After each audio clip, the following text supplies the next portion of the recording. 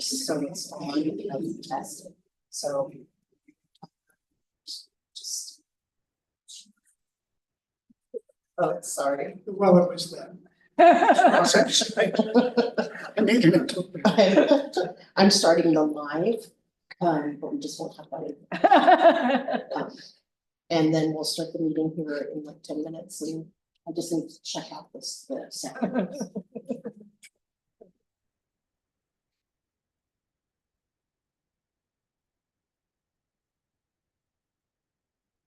No, I Yes, think there's a setting on in your camera that's following whoever's speaking.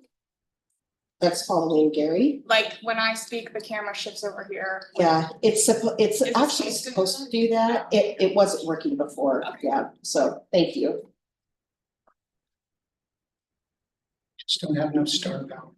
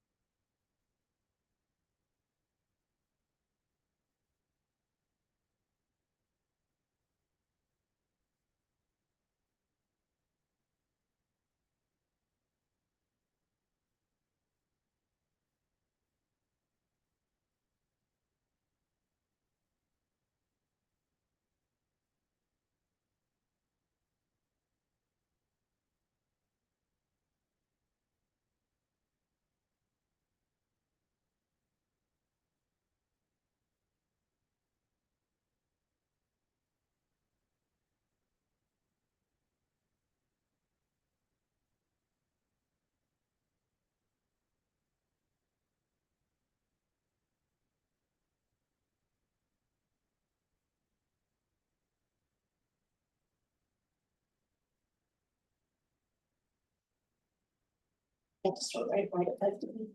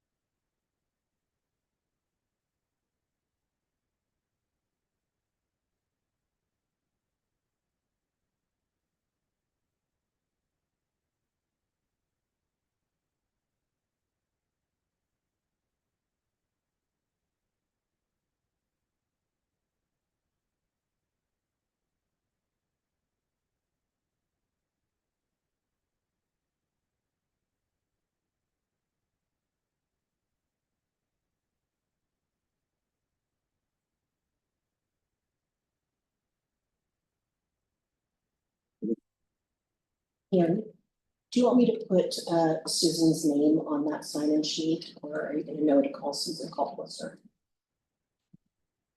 Doesn't matter, okay.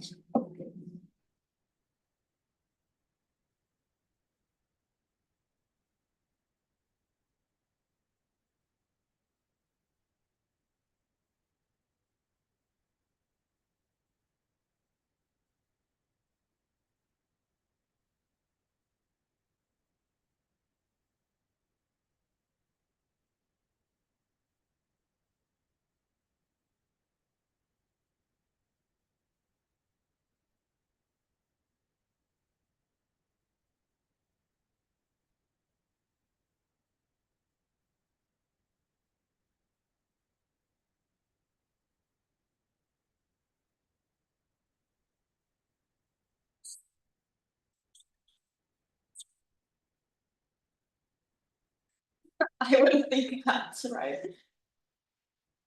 The survey. So, did you go out there? The survey? Deserving,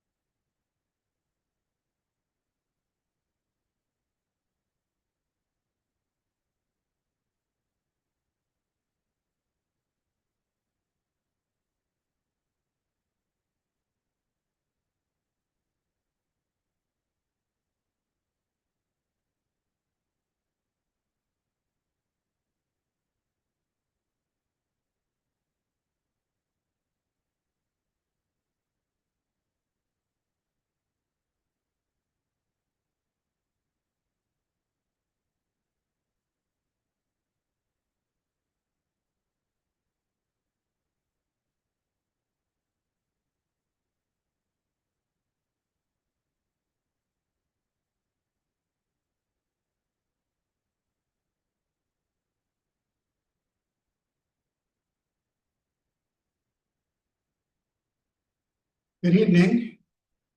My name is Gary Darnell.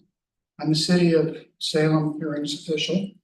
For the record, it's 5:30 on Wednesday, July 8th, 2026. This evening, we have one hearing on our docket. Prior to taking testimony and receiving evidence, I usually talk about the procedures and legal responsibilities that attach to these hearings. I have, I believe, given the applicant copy of the information that is required by the Salem Code and statute to provide at the start of each of these hearings. So now I'm going to go through this introduction, and then we can take testimony and evidence. Does anybody wish a copy of this material? I have an extra copy. The interpreter wouldn't mind having a look at it. Thank you so much.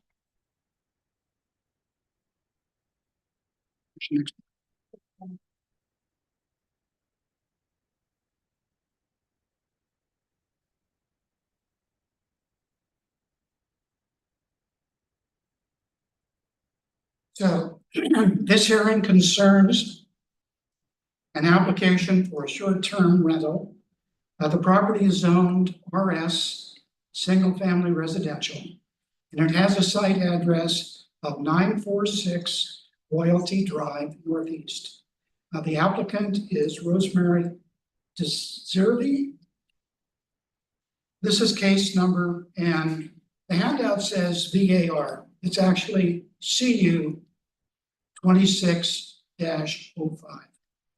And the approval criteria in this case can be found in sections 240.005, sub small d, sub 1 through sub 3 of the Salem Revised Code.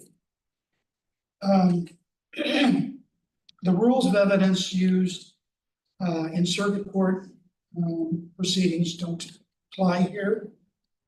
Evidence admissible in these hearings is such that would be commonly relied upon by a reasonably prudent person conducting their serious affairs. Evidence that's not relevant, not material, overly argumentative isn't considered by the hearings official. Testimony, arguments, and evidence must be directed towards the approval criteria that I listed earlier. It's important to note that you must raise procedural or substantive issues at this hearings, or if my decision is appealed before the Salem Planning Commission. If you fail to do so, you won't be able to raise those issues on appeal to the Oregon Land Use Board of Appeals. Also, failure by the applicant to raise constitutional or other issues relating to the proposed conditions of approval with sufficient specificity to allow the local government or its designee to respond to that issue will preclude an action for damages in the circuit court. The burden of proof on each fact or position lies with the party asserting that fact or position. The ultimate burden is on the applicant to show that by a preponderance of the evidence that all of the approval criteria have been satisfied. The record in this matter consists of the application, supplemental material submitted by the applicant, any evidence, materials, or testimony submitted by the public prior to this hearing, and any written or oral evidence presented at this hearing is also part of the record. If you want something, if you want to ensure that an item is considered to be in the record, you should present that personally to the hearings official at the hearing. By statute, you have the right to request that the record be held open an additional 7 days. You don't have to give a reason for that request, but you need to make the request before the hearing closes. If a request is made to keep the record open and evidence is submitted during that period, there will be also a period of time for others to review that new evidence and comment on it. Ultimately, the applicant has the last word to summarize or put final argument into the record. You also have the right to request a continuance of the hearing. That matter is discretionary with the hearings official. You need to show that merely holding the record open a certain period of time would not be adequate to address your concerns. The testimony that is given today is normally done from the podium to my left. We ask that you give your name first as a prelude to your testimony. And if you're not the applicant and you wish a copy of my decision, we have a sign-up sheet on the back table. In terms of the procedure of testimony, we begin with a staff presentation. Then there'll be an opportunity for the applicant to either testify or submit written testimony and evidence. Following that, we receive testimony from others who wish to testify in support of the application. Following that testimony, we accept testimony from applicable neighborhood associations. Following that, testimony from persons who oppose the application, and then testimony from other interested persons who would rather not be identified as being in favor of or opposed to the application. At the conclusion of all that testimony, I turn to staff and see if staff wishes to address any of the testimony or questions that have been raised. And finally, the applicant will have an opportunity for final summary or rebuttal. Anyone who is a party to this matter, that is, they gave testimony, has standing to appeal my decision to the Salem Planning Commission. And you must file your appeal within 15 days of the date of the notice of written decision is mailed. The appeal to the Planning Commission is what is called de novo. That means you have the right. You have the right to introduce new evidence, new argument into the record before the Planning Commission. The Salem Code requires that the decision maker in these matters be impartial. In that regard, I would like to indicate that I've had no ex parte contacts, nor do I have any actual or potential conflicts of interest. An ex parte contact is where the decision maker receives a communication from a party interested in the matter, and that communication occurs outside this public venue. If that happens, I need to disclose the nature of that communication and whether it has biased me. A conflict of interest has to do with whether my decision will benefit myself, a family member, or a household member, or a business that I'm associated with financially, or the decision would prevent a financial detriment to myself, a family member, a household member, or a business that I'm associated with. At this time, members of the audience may challenge my impartiality or the jurisdiction of the hearings official to hear this matter. Hearing no challenges, I would ask for the staff report.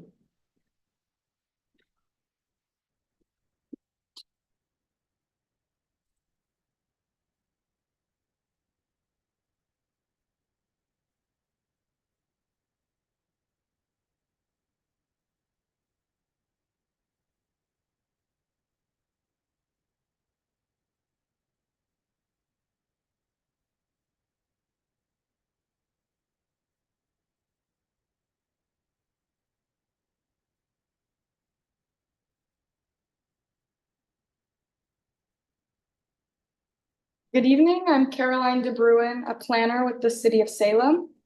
And we're here to discuss conditional use CU 26-05, which is located at 946 Royalty Drive Northeast. Before I begin, I'd like to request that this presentation, staff report, and all comments received be submitted into the record. So accepted. As I mentioned, the request is for a conditional use permit for a short-term rental within an existing single-family dwelling. The property is an existing single-family home in the East Lancaster Neighborhood Association. It's surrounded by other RS single-family residential zoned properties, with a few RA residential agriculture and IG general industrial zoned properties to the east and west. Mostly, this is in a lower density single-family neighborhood. There is no exterior changes or modifications to the home that are proposed. It's just for a conditional use permit for a short-term rental within the existing single-family dwelling, which contains 4 bedrooms and is improved with a 380 square foot attached garage. The conditional use approval criteria are as follows. First, the proposed use is allowed as a conditional use in the RS zone. Short-term rentals are permitted as a conditional use within the zone. Second, the reasonably likely adverse impacts of the use on the immediate neighborhood can be minimized through the imposition of conditions. Conditions that are inspired by the accessory short-term rental use standards are proposed to limit the adverse impacts. Third, the proposed use will be reasonably compatible with and of minimal impact on the livability or appropriate development of the surrounding properties. With the imposed conditions of approval, the use will be reasonably compatible with the surrounding properties. Looking at those recommended conditions of approval, they are as follows. 1, the maximum number of guests are limited to 2 people per bedroom. So in this case, there is a maximum of 8 guests. And then for the purposes of this condition, children under 12 years of age do not count towards the total. Second condition states that only one group of guests may rent the property at a time, so no concurrent bookings. Third, the use of the short-term rental shall be limited to the provision of lodging. Activities including events, parties, weddings, other commercial activities are prohibited. Fourth, the short-term rental shall not generate noise beyond the property between the hours of 10 p.m. and 8 a.m. in accordance with City of Salem zoning ordinances or noise ordinances. And then finally, bicycle parking spaces shall be provided for the short-term rental and developed in conformance with the applicable bicycle parking standards. No comments were received from any public agencies. After the closure of the comment period, 2 comments were submitted in opposition and expressing concerns about the proposal. 1 was received from the East Lancaster Neighborhood Association and 1 from a neighboring property owner. Given this, the staff recommends that the conditional use permit be approved with the recommended conditions of approval as outlined in the staff report. To your knowledge, does the applicant have any experience in short-term rentals or Airbnbs? I don't believe the applicant has experience, but I can't say for certain. Thank you. Are there others in the audience who wish to, now's the time for the applicant to submit evidence and testimony? Yes, I have written testimony that I have submitted instead of standing at the podium today. Is that all right? May I submit that to you? Okay.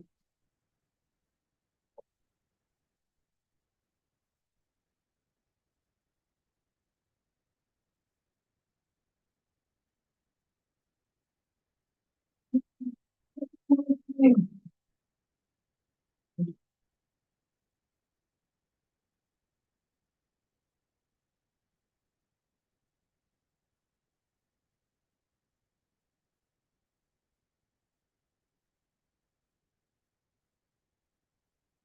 there others in the audience who wish to testify or submit written evidence in support of the application?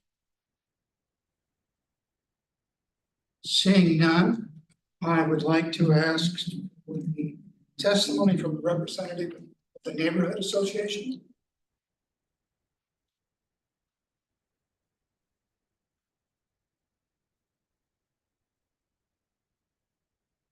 Good evening. My name is Suzanne Kaltwasser, and I'm the co-chairperson for East Lancaster Neighborhood Association. And first of all, I'd like to submit that our written testimony be put in the record. And also to clarify, the Neighborhood Association has not taken a position for or against this application. We did not have a chance to review it and take a vote at our board. So what I have submitted were concerns of the people in attendance at our last meeting when we did not have before us the application. It was just the concept and a verbal description that we were going off of. And I'm not going to go over everything that I put in the written comments to belabor that issue, but I did want to highlight a couple of concerns that we're hoping that you can address in your findings. One of them is that while this is the first experience with this kind of a use in our neighborhood,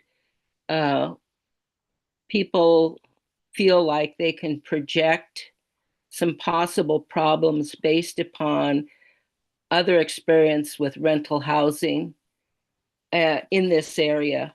The most common complaint that we get, other than cars speeding through the neighborhood, is noise complaints. And some of these noise complaints can be very contentious and troublesome in the neighborhood. And I mentioned that part of the problem is that the police no longer responds when you call, unless there's an officer that's readily available and or there's some indication that there's another violation occurring at the same time and place. So a lot of times people get frustrated. And if something happens on the weekend, a complaint can be filed with the city through the complaint portal, but you're probably not going to get a reply or response from anybody until the workday on Monday. So it has a tendency to raise tensions in and amongst neighbors with certain houses. And I would like to say this is not a common occurrence, but it is something that we deal with probably a half a dozen times a year, where people contact the neighborhood association with frustrations around the lack of responsiveness. So if this facility is rented on a weekend, they feel that the condition or the expectation that the neighbors have to notify the police and so forth is probably unrealistic to resolve the issues. And so one of our recommendations is that the people that live adjacent to this house be given information on how they can speak to the owner or to the management for the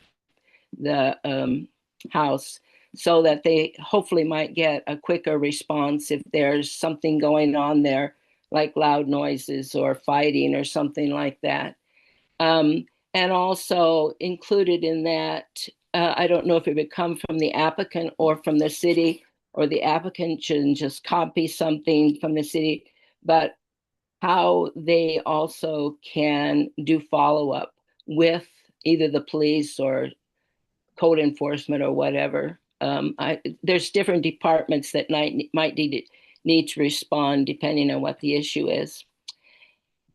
And I don't know if you need any clarification of what I'm trying to point out, but the other concern that we have is around the number of people that might be in the house. This is a standard residential single family neighborhood, and it's my remembrance, staff can correct me if I'm wrong, that there's on rentals, there is a limit on how many non-related people can occupy a rental house.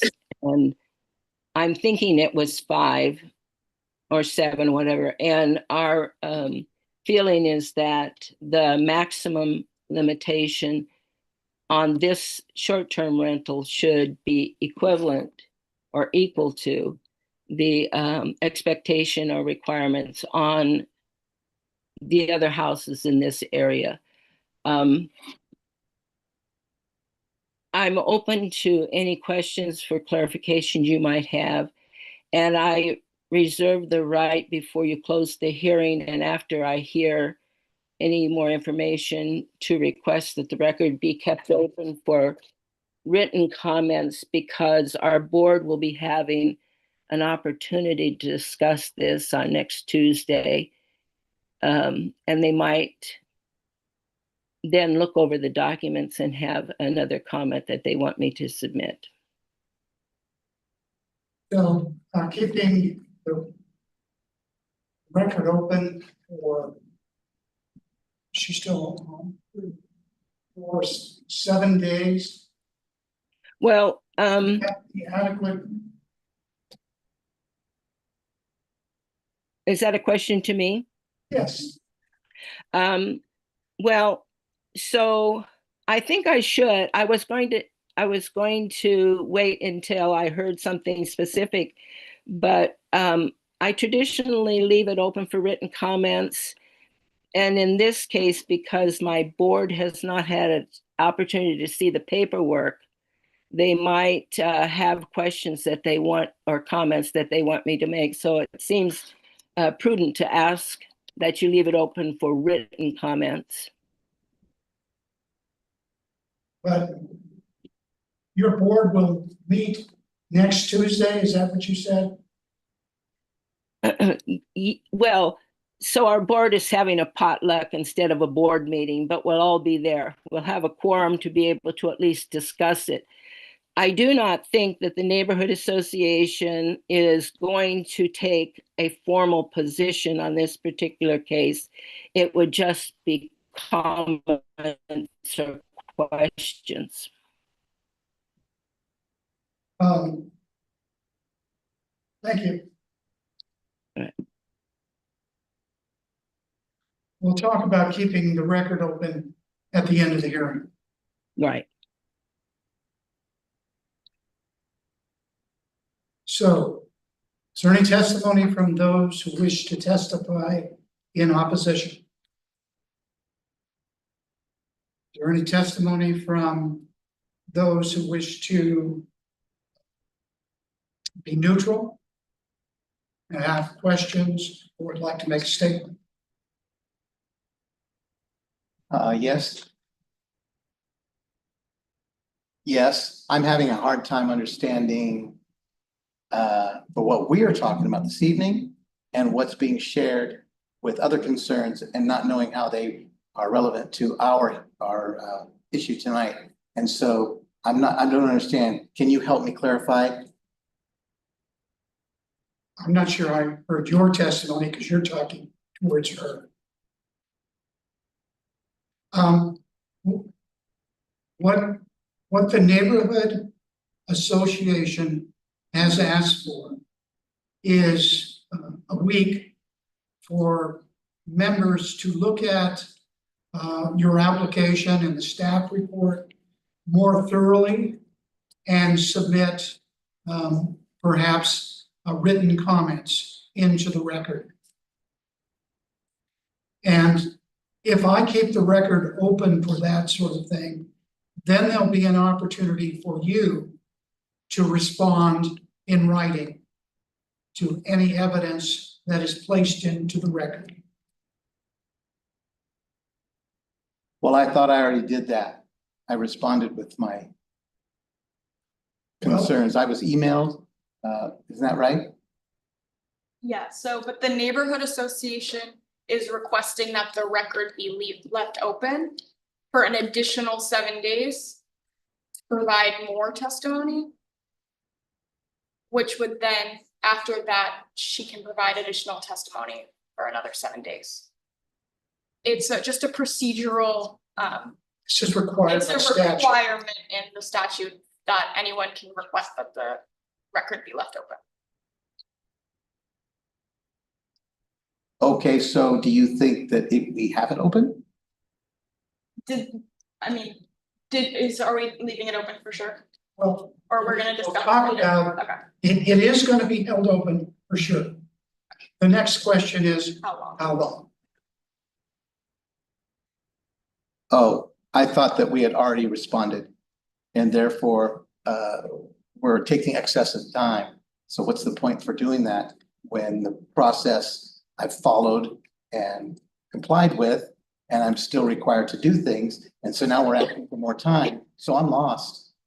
I can't understand why we need more time. You know, what's it for? Well, the simple answer is the legislature in the statute has given parties the right to request that a land use hearing record be held open to allow other people or the same people to add additional evidence into the record. We always make sure that the applicant gets the last word and the ability to review that information and respond to it.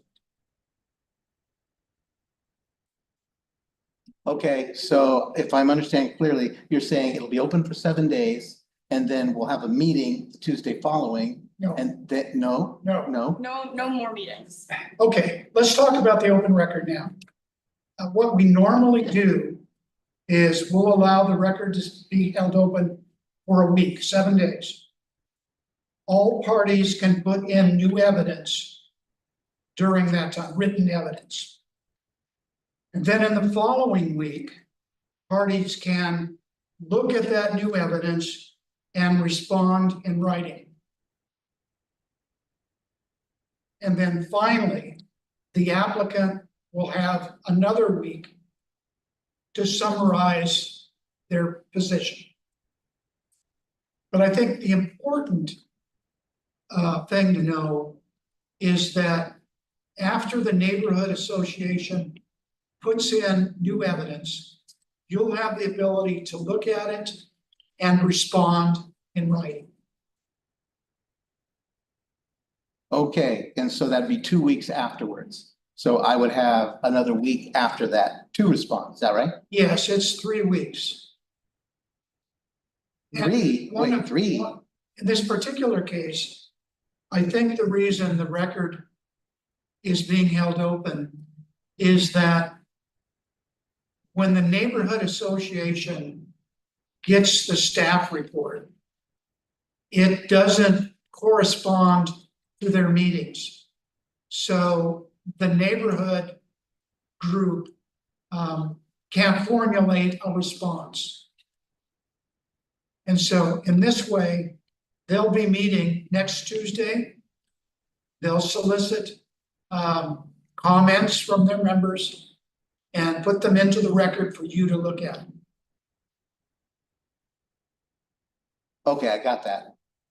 And so what is the deadline for the response for reviews. Well, You know, you've got- I would like to see what's written. okay. The first period of open record is for 7 days until close of business. Or July 15th. July 15th, July 15th, got it. and then 7 days later, parties can respond in writing. That's 7/22, closes 7/22.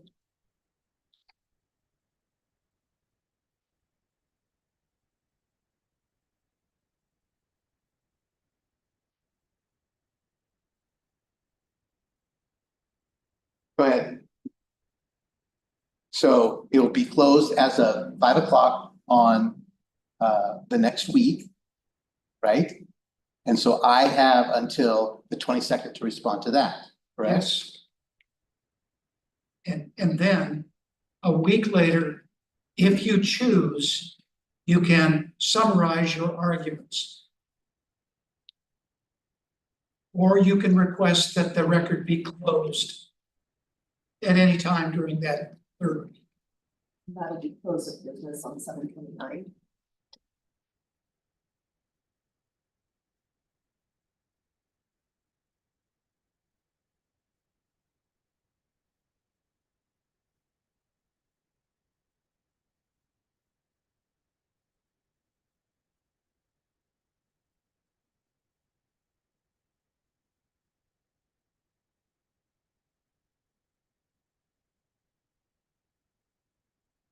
Okay.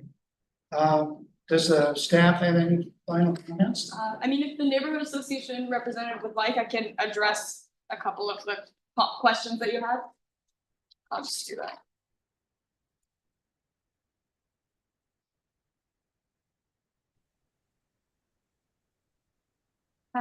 So in regard to the noise complaints and how that's enforced, you're pretty much correct.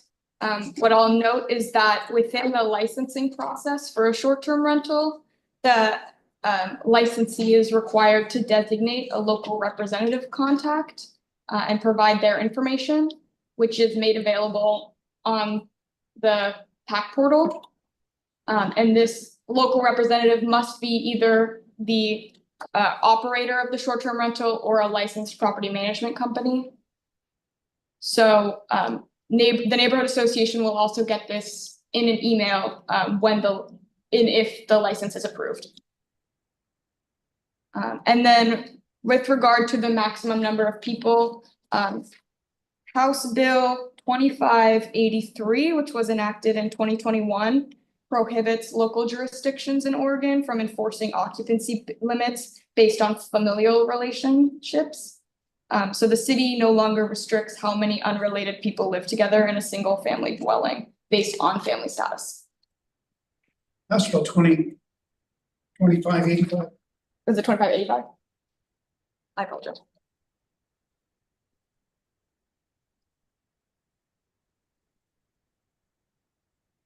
Okay, there's an opportunity now for the applicant to provide argument summary if you choose. About what now? Well, if you want to just summarize your testimony so far. They're all in my notes there that were submitted. Yeah, it's all that I can read them if you'd like. And I have a question. The neighborhood association has suggested that the neighbors on either side of the short-term rental be given your contact information. Oh, sure, sure. So I think that's a good suggestion. That would also alert you to any problems that might be occurring immediately. Yeah, okay, I'm for that. Okay. Yeah, I only live like 20 minutes away, so I'll be near the house close enough to be there. In Yeah. case I'm needed, you know, for anything, however often. Next door is better.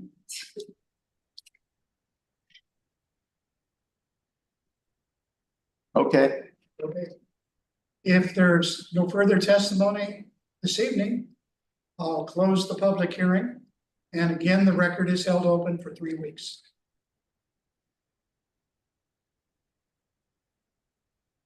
And thank you for your testimony.